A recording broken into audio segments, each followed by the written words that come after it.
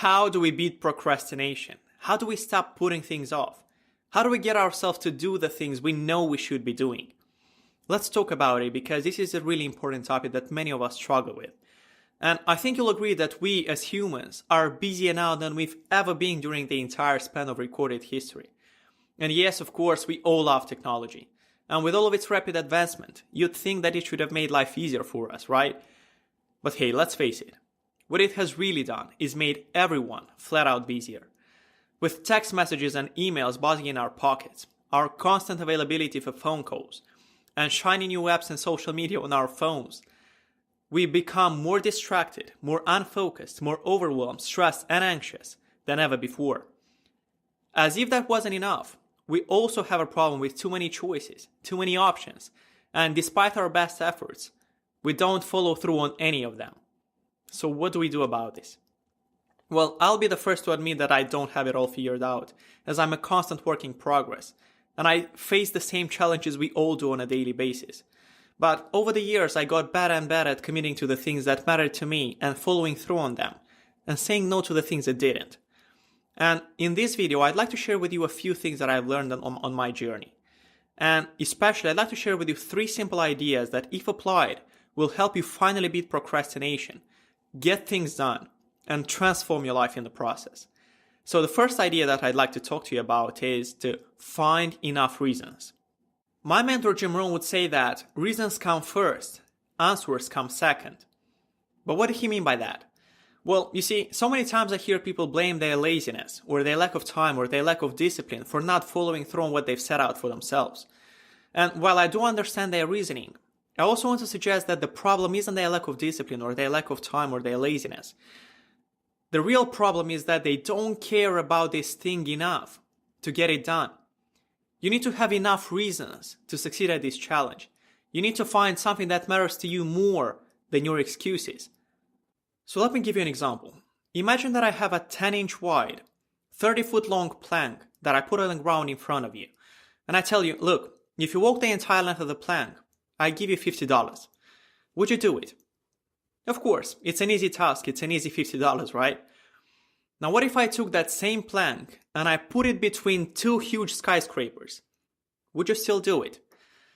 Unless you're a really adventurous person, I bet that you wouldn't, right? However, what if your child was on the opposite building and that building was on fire? Would you still walk the entire length of the plank to save him? I think that in this case, in this scenario, without a shadow of a doubt, without any questions, immediately, you would do it.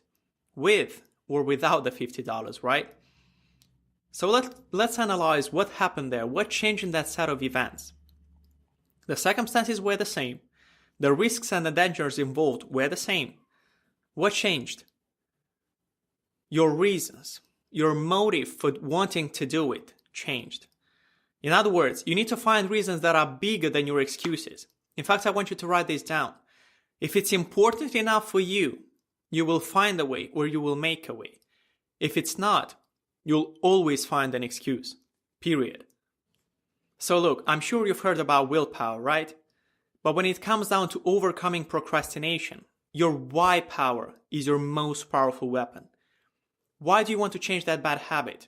Why do you want to finish that report? Why do you want to finish that project? Why do you want to write that book? Why do you want to travel the world? Why do you want to start a new business? Why? Think of all the intrinsic and extrinsic reasons for doing what you've set out for yourself. How will you personally benefit if you succeed at this challenge now? Will you achieve greater health, greater freedom, greater happiness, greater financial security, greater respect and admiration from your community? Besides that, there are probably people who depend on you and are affected by your choices, right? So think about who else will benefit if you succeed at this challenge now. Is it your family, your friends, your coworkers, your team, your employees, your community as a whole? Who needs you to bring your best game to the table right now? Also, what will this goal make of you to achieve it? Who will you become in the process? In other words, whenever you feel like giving up on your endeavor, please remember why it is that you started in the first place. Alright, the second idea that I wanted to share with you in regards to overcoming procrastination. refers to breaking it down. No matter what task is before you, whether that's finishing an important report, writing a book, working on that new product, or starting a new business, breaking it down into manageable pieces is the way to go. Now, how much is manageable? That's completely up to you because it really depends on the task before you. But Stephen Guise, author of Mini Habits, suggests that you need to make it stupid small. In other words, it should be too small to fail. For example, if you have a goal of doing 50 push-ups a day, that's great, but why not start with only one push-up?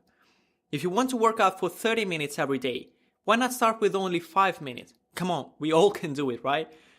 If your goal is to write 1,000 words a day, why not start with only 100 words a day? If you want to read for an hour, why not start by reading just 1 page a day? That's the whole idea here. Quick wins produce massive momentum for behavioral change. By making it so small, you're almost assured to make it consistently, because here's the thing. You probably know by now that the hardest thing is to start.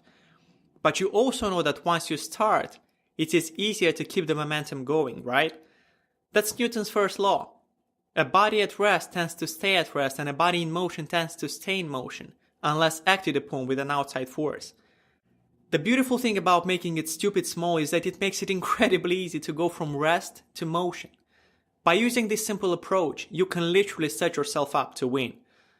Most importantly, try not to worry about what's off in the distance someplace and try to focus on accomplishing what's right in front of you. Follow this course of action consistently and then work your way up from there. Once you're comfortable with that, set the bar a little higher and persevere. Remember again, quick wins produce massive momentum for behavioral change. It's that simple, and that's how you become unstoppable. Alright, the last idea that I wanted to share with you is to set yourself a deadline, but to stick to a schedule. You're probably familiar with Parkinson's law, which states that work expands so as to fill the time available for its completion. That's why one of the best ways to stop procrastinating and commit to the goal you've set for yourself is to set yourself a deadline. Because think about it, how many times have you procrastinated on an important project and then found yourself working your butt off like crazy when the deadline was right around the corner, right? You suddenly found the time, the energy, and perhaps a few dozen cups of coffee to finish that damn project, right? Well, that's the way our brains are wired to function. If we don't have a clear deadline, we tend to put it off indefinitely. But here's a little secret. What research suggests is that we often give up if we don't reach our goal by the initial deadline. To counter that, you need to set yourself a schedule you can follow on a consistent basis. In other words, set yourself a deadline, but focus on the schedule, focus on the daily practice. In practical terms, if writing is your thing, then stick to a schedule of writing. Whether that's writing a certain number of words a day, make sure to stay consistent with it. If exercising is your thing, then stick to an exercise schedule. Decide on the date that you're going to work out and then stick to it. What I'm trying to suggest is that it's all about the practice and the actions you take on a consistent basis, not about the end result that you're getting. Be consistent with your practice, be consistent with your daily actions, and try to detach yourself from the outcome. Don't focus so much on the end result. Follow the process, focus on the process, and focus on who you are becoming along the way. Because what matters is the journey, not the destination. Alright, so once again, the 3 ideas to beat procrastination are: 1. Find enough reasons. Find something that matters to you more than your excuses, and whenever you feel like giving up on your endeavor, remember why it is that you started in the first place. Number 2, break it down. No matter what task is before you, breaking it down into manageable pieces is the way to go. And number 3, set yourself a deadline, but stick to a schedule. Focus on the daily actions and on the daily practice, on the small, insignificant steps that you take on a daily basis, because that's what matters in the long run. Alright, I hope that this video has been helpful. I hope that you've enjoyed it, and if you did, then you'd be doing me a huge favor by sharing it with someone you care about.